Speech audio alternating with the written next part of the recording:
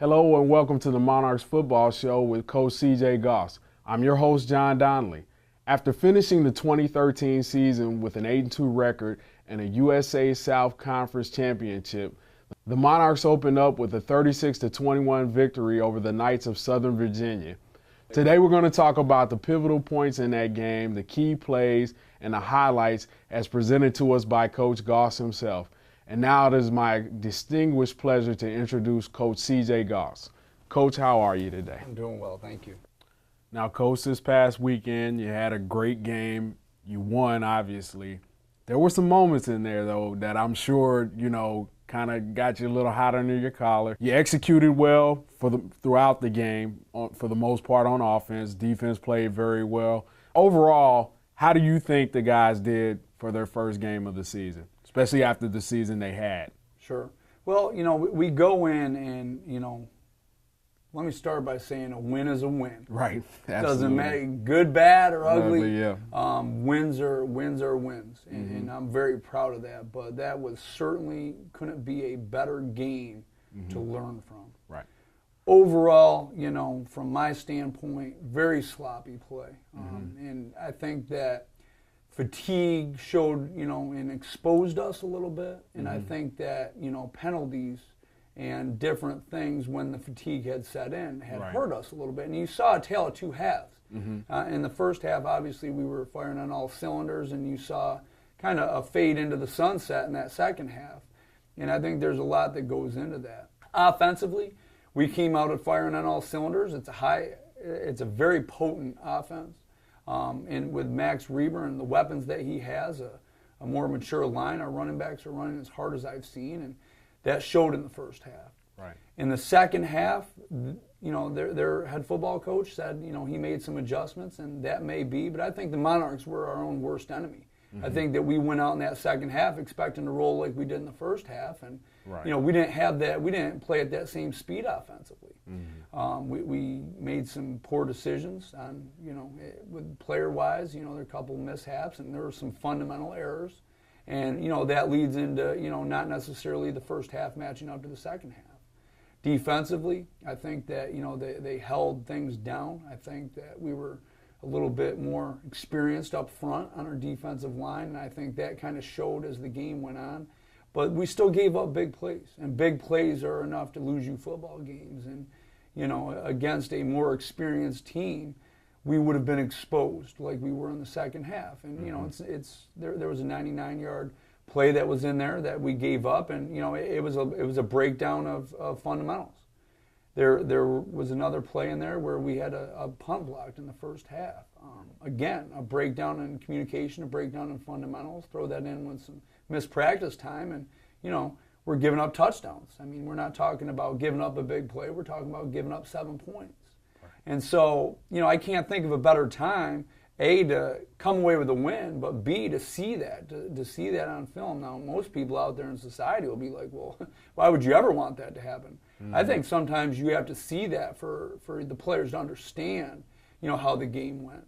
But overall, I'm pleased. We went out there, we came together as a team. The cohesion and camaraderie amongst our team, amongst our fans, everything that's gone into it, the day itself, everybody that was involved, it came together. Now, with mistakes made, yes, but all fixable mistakes. And so that kind of takes us into week 2, and I'll say it over and over, your best football teams are going to make their biggest improvements from week 1 to week 2. That's the plan with Monarchs. Well, I think it would be good for us at this time to go ahead and look at some of the play on the field, and let's go over that so everybody can understand where you're coming from when you say it's good to see some of these things on film. So why don't we go ahead and do that right now. Max Reber, the quarterback, they got him in the flatback formation, hands off to John Papillon. He bounces it outside for a pretty sizable game, picks up a first down. So you guys got off to a good start right away. Well, I think that we knew we were going to go outside. They started early. They were bringing a pressure off the field side, which they're bringing that outside linebacker trying to cut the field down. And what had happened was our receivers knew that anytime they were coming in there, we were just going to pin them in. John Papillon makes a great read there, follows his read, and takes that thing to the outside and just keeps his legs driving and finishes his run. Later on here in the drive, which was a pretty good drive, You get some offensive balance. You get a nice pass here out into the flat, and the receiver does the rest. And he picks up about 40 yards on that play after that. Well, this is typical, Max Reber and Anthony Radke. We have Radke, we cut a split to the top side of the formation, and just runs a quick little speed out. And what happens is he makes a great catch, but not necessarily the catch itself, but it's finishing. Now this was a pretty nice opening drive. Here's a nice inside run here. And John Papillon, he comes up with another great run. I think what we did is, our offensive coordinator, Kevin Williams, he saw they were being a little bit more aggressive up front. And what he did is, sometimes you can use that against them. You certainly had him off balance because the play before that was the 40-yard pass into scoring position there. So that culminated into a touchdown here. Now, Southern Virginia could not run the ball against you early on. Tell us a little bit about how that worked, because offensively they were a balanced team too. At least they tried to be. Sure. Well, we take great pride in getting hats to the ball. It's kind of a staple of our defense. We're going to be super aggressive getting to the football. Once it declares, we're looking to have 11 hats to the football, and we practice this every day. It takes no talent to run to the football. 3rd and 8 here. He gets a pretty good pass to the flat. They pick up for a game. So what could have been a 3rd and distant situation turned out to be a 1st down for them. And what happened there on that play? It's a couple part. The first thing is we got good pressure. The quarterback gets the ball out on time. It's fundamental breakdowns. It's some young guys out there who first time in college football games, and missed tackles can lead to bad situations. Now here on this play, once again, the front of the Monarchs looks amazing. Got a stout front. Combination of the guys we have with B.J. Minner, Mike Jones, J.D. Stalvey, Dominique Smith is taking quality reps in there. James Atkinson coming off a pretty rested camp. We have a sense of savvy up front, some strength.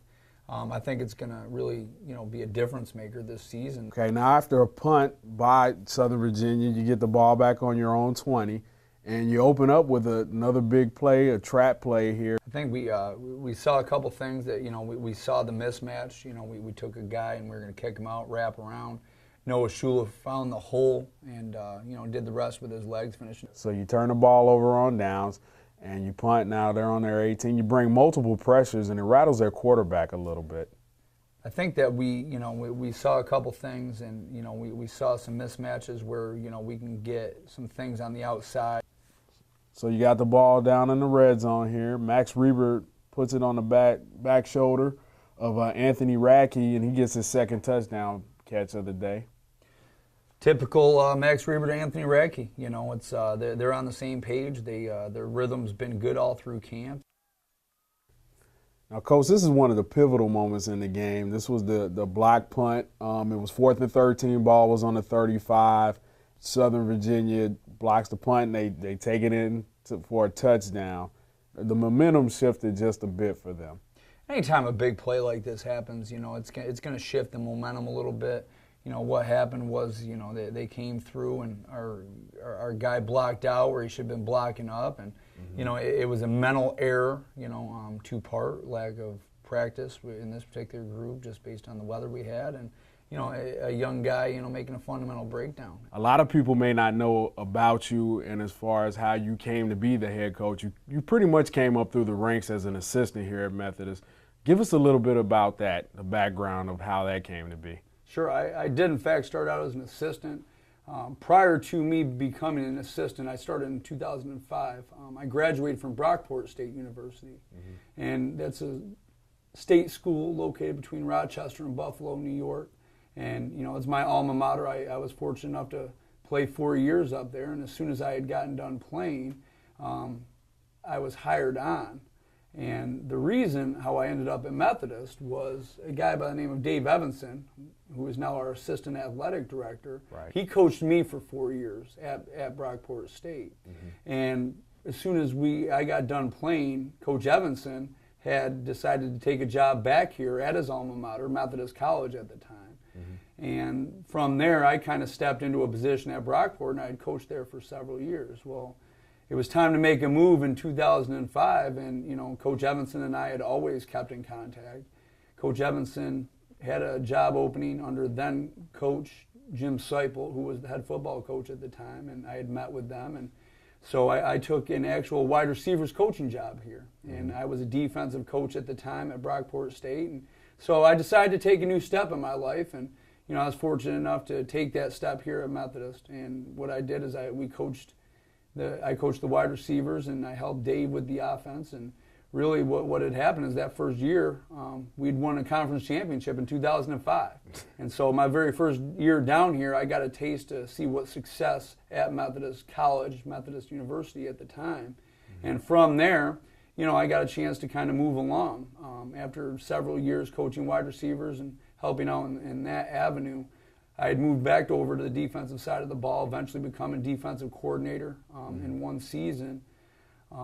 At that time, Coach Seipel, he had called the defense. He was the head coach at the time, and he had brought me over. And then what had happened is he kind of turned it over to me, and so I got a chance to build the defense slowly but surely. And I think we had some bumps in the road, but we had some success along the way.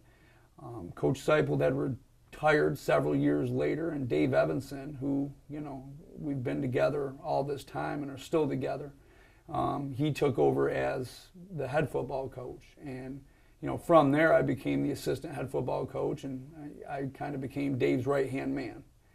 From there, after 2 years, through some movement, Dave Evanson was promoted to an assistant athletic director in the administration, and I was lucky enough that Bob McAvoy and Dr. Ben Hancock, put enough faith in me, having been a long-time assistant, to actually come here and, take over the reins as the head football coach. Okay.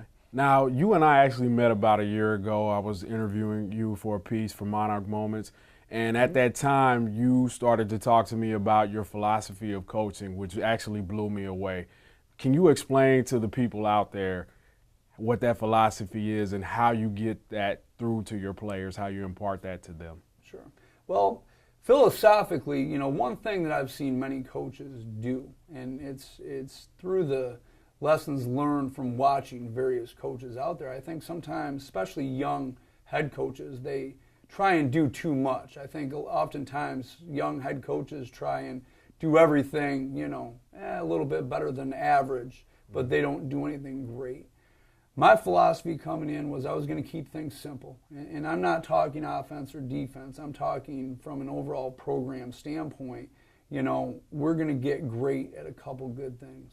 So philosophically, obviously, I take academics very serious, and I think that's what every coach out there in America says. But I would say myself and the assistants spend more time on academics than we do on football here at Methodist.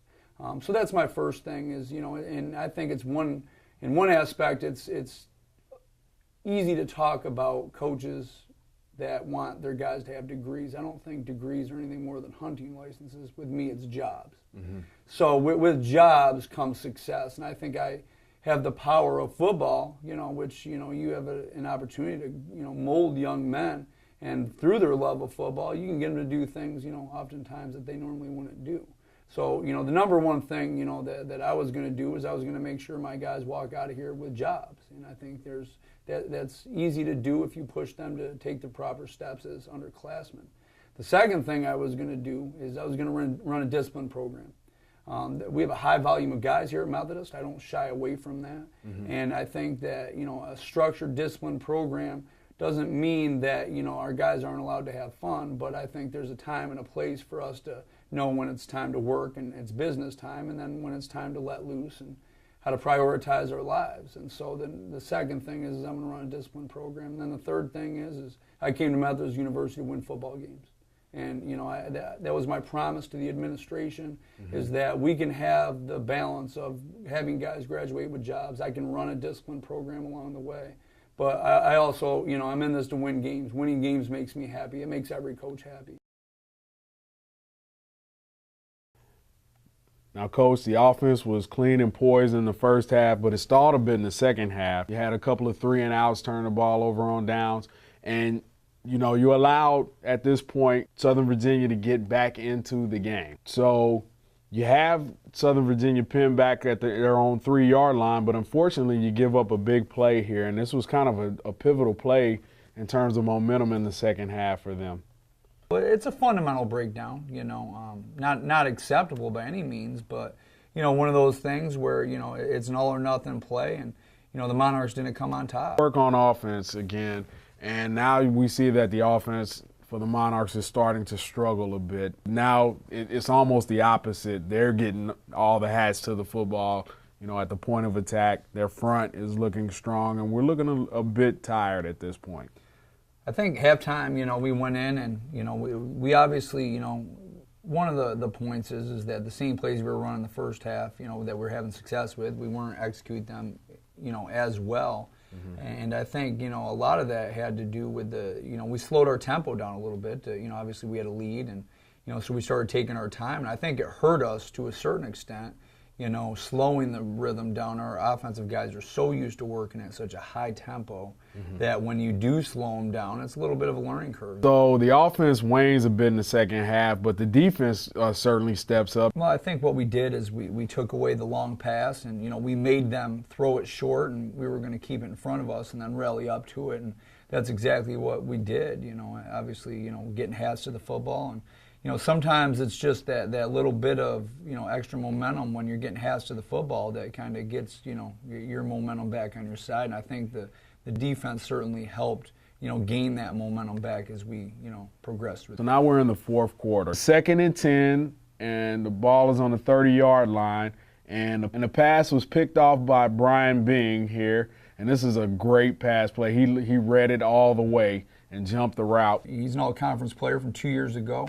One of our smartest defensive football players comes up, reads it perfectly, knows exactly where the quarterback's going with it, steps up, and makes one heck of a play. I think that, at this point, we refocused on the sidelines, and I think our defense did a great job of matching coverage. As you'll see, every guy's covered up. There isn't, but one guy who's got one guy on him. We're doubling up. We're getting a good pass rush, and, I couldn't be happier late in the game. I mean, they're in a throwing type mode because they have to come from behind, and we've got a body on a body plus one. So I'm very happy with the fact that how we're matching up the coverage.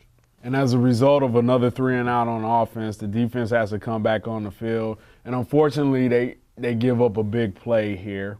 It's 3rd and 3, and the ball's on the 42-yard line, and they give up about a 42-yard pass play. I give full credit to Southern Virginia. This quarterback and wide receiver combination is something to speak of, and I think they're going to have a lot of success this season. Mm-hmm. The quarterback makes a good read. He sees that, we're stride for stride in perfect position. Our corner, unfortunately, he peeks back at the last minute, loses sight of the football, and the wide receiver makes a great catch and finishes it, for a touchdown. And so another 3-and-out by the offense, and Southern Virginia is going to give it one last shot here. They're starting from their own 10, and they pick up a 12-yard gain, crossing route to the tight end.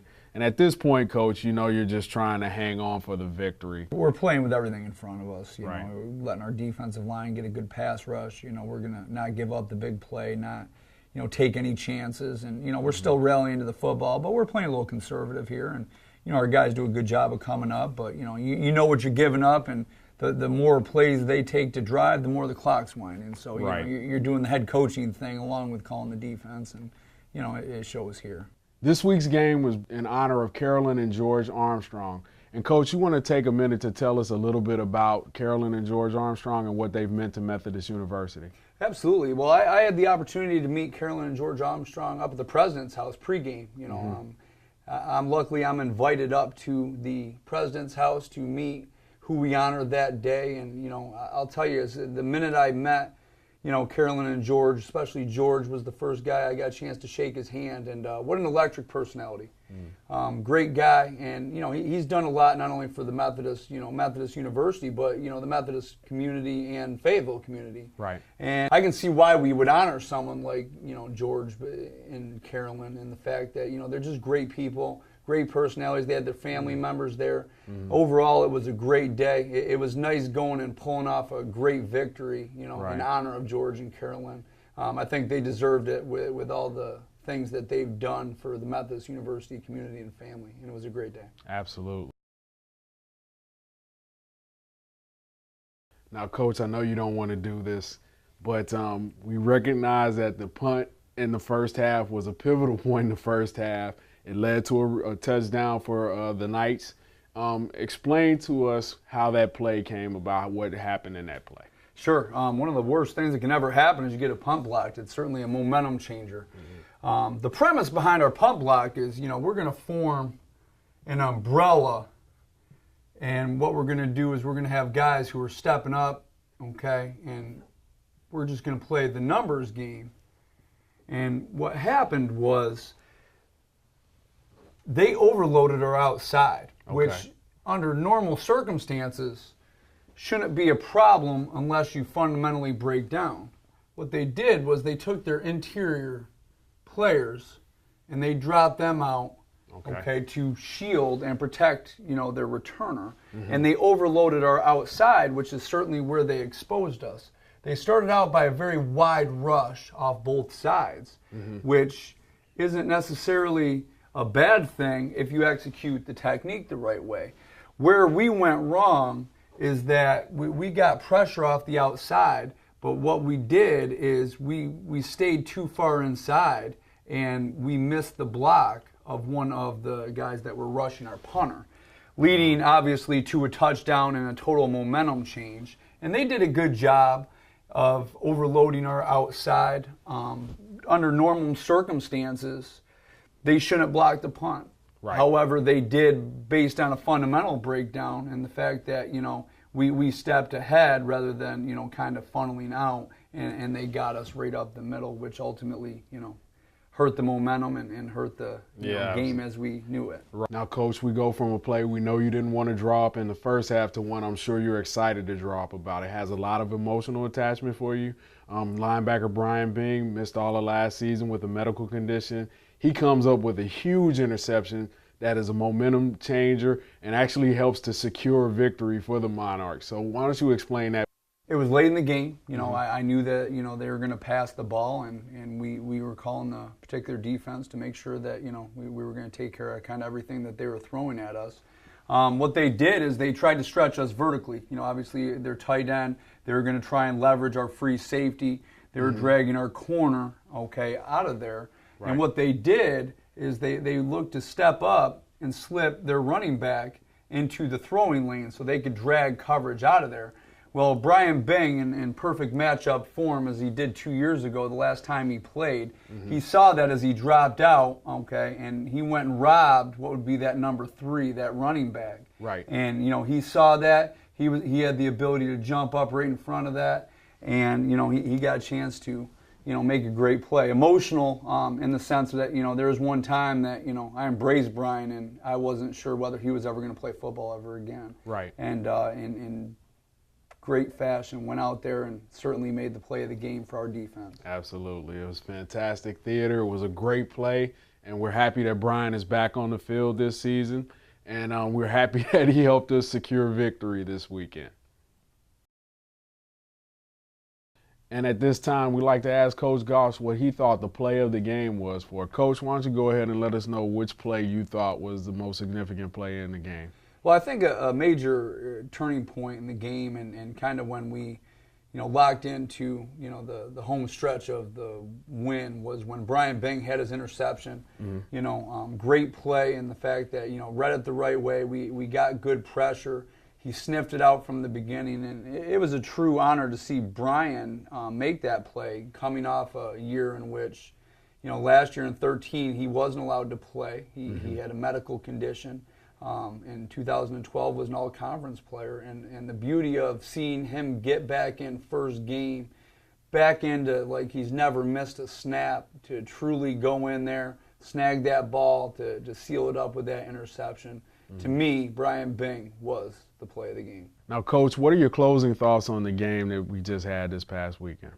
Well, like I've said before, I think that, we did some great things. We showed that what we had the ability to do.